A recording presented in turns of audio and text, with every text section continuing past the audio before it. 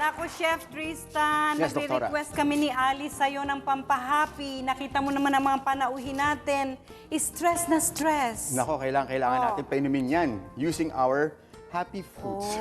Oh, happy fruits. Anti-stress na prutas and Okay, vegetables. sige nga. Parang gustong-gusto na ni Aling kumurot eh. Kanina pa eh. Kanina ba? Sige, gawin na natin. Simulan na natin. Okay. I-shake off ang stress at gawin ang mango, carrot, banana, and celery shake ni Chef Tristan. Ihanda ang inyong blender at ang mga sumusunod na sangkap. Ika-4 na bahagi o 1/4 na tasa ng hinog na papaya, hiniwa ng pakwadrado.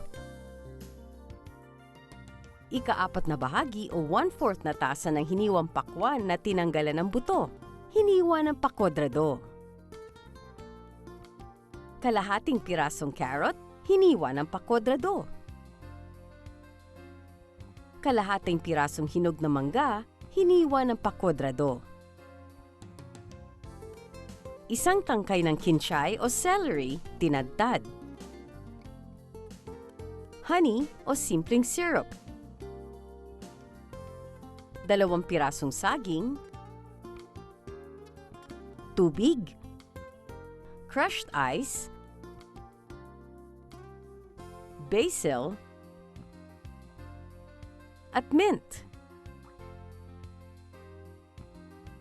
Ilagay sa blender ang papaya, pakwan, carrots, hinog na mangga at kinchay. Lagyan ng honey o syrup. Idagdag ang saging. Lagyan ng konting tubig at ilagay ang crushed ice. I-blend ng mabuti hanggang maging smooth ang texture. Ilagay sa baso. Maari ding haluan ng dahon ng basil, lagyan ng dahon ng mint, ayon sa panlasa. At ihain. Okay, nako, ito na po ang masarap na pampahappy na pinrepare ni Chef. Ayan, yung umiiyak, sabi ko, yun ang unahin mong pakainin, Chef. Opo.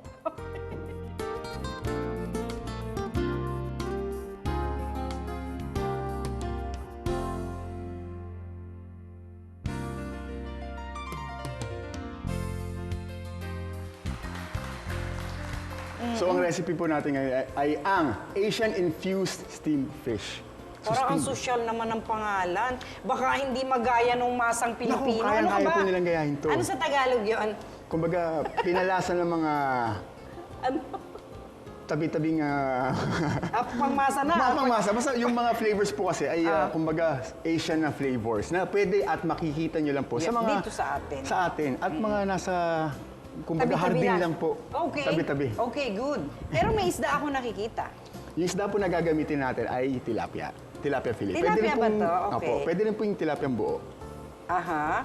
Bukod sa isdang tilapia, pwede bang mag-substitute sila? Pwede po mag-substitute. Kahit ano po. Actually, any white Kahit fish. bangus? Kahit bangus okay, po. okay, pwede. Pero for the bangus, I suggest tanggalin na po nila yung Tinik. Oh, ito ba ay wala na rin tinik? Wala na rin po. Mas maganda yan. Opo. Okay. Yun. So? ito na. Bakit may dahon ng saging? Yung dahon ng saging po, kumbaga ito yung magiging underliner po natin sa steamer para hindi po dumikit yung isda. Kasi normally pag ang isda ay i-steam natin, Ay, oo, nangyayari? dumidikit. At nadudurog po. So, ang trick pala ay maglagay ng dahon ng saging. Kung wala Very naman po good. ang dahon ng saging, pwedeng lagyan lang nila ng mantika. Okay. Para lang po maging... Pero pwede rin ba ang dahon ng gabi? pwede rin po. Pwede rin. Even repolyo. Makakain mo pa kaagad. Opo. Okay, sige, Sige. may idea na ako. Sige po. Para prostate condition ay maiwasan, sundin ang healing recipe ni Chef Tristan, ang Asian-infused steamed fish. Para sa mga sangkap, ihanda ang mga sumusunod. Dahon ng saging. 1 pirasong tanglad. 2 pirasong isda. Dinurog na paminta. Asin. 2 piraso ng laurel. Pamintang buo. Patis. 1 soy. 1 pirasong kalamansi. Asukal. Ilagay ang dahon ng saging sa loob ng steamer. Isunod na ilagay ang tanglad. Budburan ng asin at paminta ang isda. At Sunod na ilagay ang dinurog na sibuyas at bawang sa steamer. Ipatong dito ang isda. Lagyan ng laurel, asin, paminta, asukal at 1 kutsarang patis ang pinagkuluan. Ipatong ang steamer sa pinagkuluan. Sunod ay pigaan ito ng 1 pirasong kalamansi. At lagyan ito ng wansoy. Takpan ng steamer hanggang sa ito ay maluto. At ihain.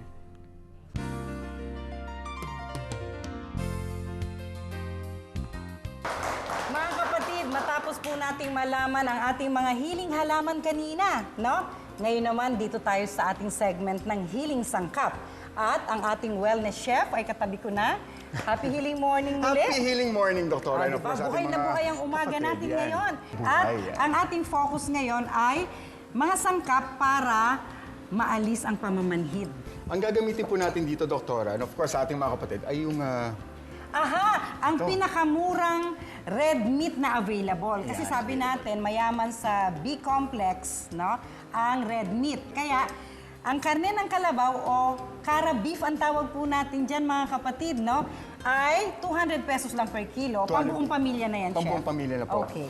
So may sibuyas tayo, tapos bawang. Gigisa lang po natin sandali. Igigisa. Yung ating cara beef is napakuluan na, so napalambot na. Okay. At ating itinapay po yung ating yung pinagpakuluan. Okay. Pag inyong kakilala na rin yung pinagbibilan, ay medyo Pipilian ka rin ng magandang bahagi. At saka, sariwang karne ng kalabaw. Huwag po natin gagawing karne ang kalabaw na napapakinabangan pa natin sa bukid, ha?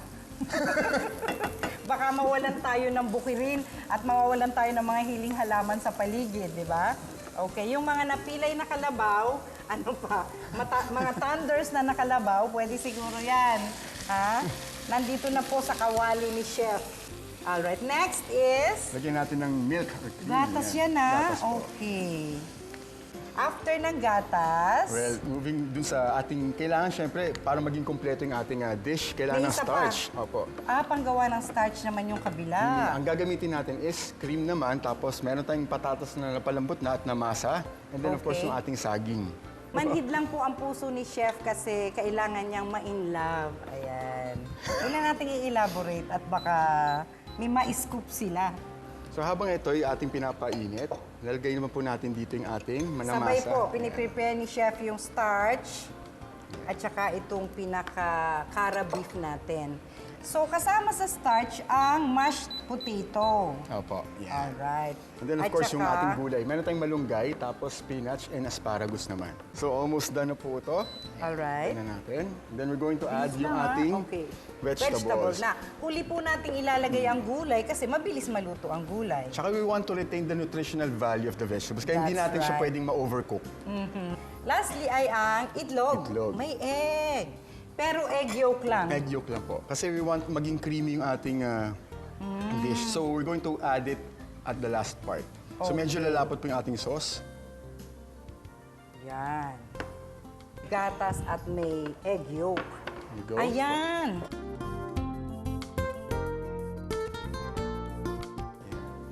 Mamaya makikitira na sa bahay mo yan. Sige. Dapat nakaakap ako sa iyo. Wow! Ayan naman. O, diba? Wow! Sarap! Ang sarap!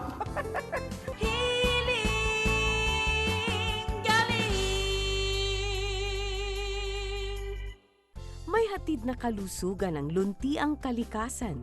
Yan ang paniniwala sa natural na paraan. Mga produktong organic ang sagot sa karamdaman, basta't holistic approach ay iyong susundan. Sabon man o mga oil, maging organic orals. Meron ding salts, mga grains, at liquids na natural. Yan ang Healing Galing products, iyong laging tandaan. Na sa natural na paraan ng paggagamutan, nasa iyo ang healing, nasa iyo ang galing.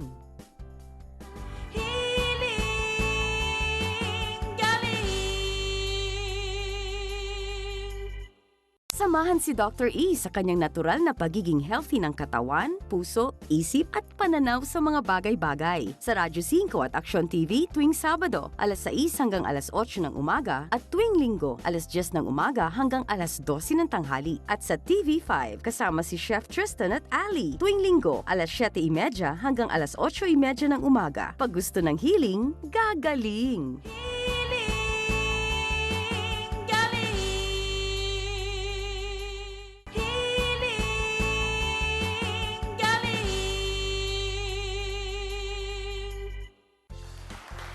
Maraming salamat po sa patuloy ninyong pagsubaybay at tiwala sa ating natural na paraan ng gamutan dito sa Hiling Galing. Patuloy lang po kayong sumabaybay dito sa amin. At kung meron nga po kayong mga katanungan o nais na malinawan, ipadala lamang po sa amin via Facebook, Y-mail, SMS at sa aming website. At ako naman po bilang inyong wellness chef ay marami pang ibabahaging healing recipes. Kasama si Dr. E sa mga susunod pa nating episode sa Hiling Galing sa TV5. Lahat po ng ating mga recipes ay makikita po ninyo sa Hiling Galing official Facebook page. At pwede niyo rin po kayo follow sa aking Instagram account, Wellness Chef HG. At sa pagpasok po ng bagong taon, asahan po ninyo, maghahatid pa kami sa inyo ng mas marami pang impormasyon para makatulong sa mas malusog na buhay.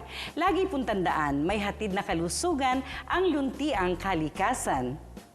Hanggang sa susunod na linggo ng umaga, Happy Healing Morning po sa inyong lahat. Happy Healing Morning, Chef! Happy Healing Morning, Doktora!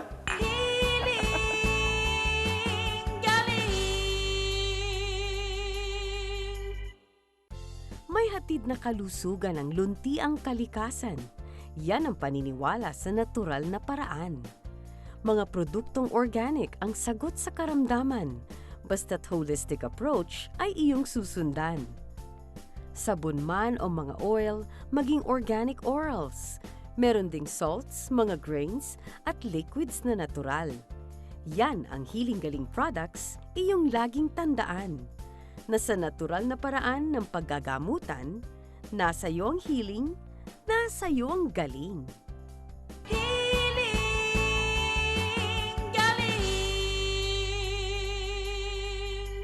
Dr. E, maraming salamat po. Okay. Siya po yung isang taong halos hindi nakalakad dahil sa sakit na osteoarthritis at gout. Ngayon, ito na po siya, Doc. Maraming salamat. At mga kapatid, kung kayo po ay interesado sa ilang pandetalye kung paano aayusin ang nakakainis na arthritis at gout, tutok lamang sa Hiling Galing sa linggo ng umaga, 7:30 dito sa TV5.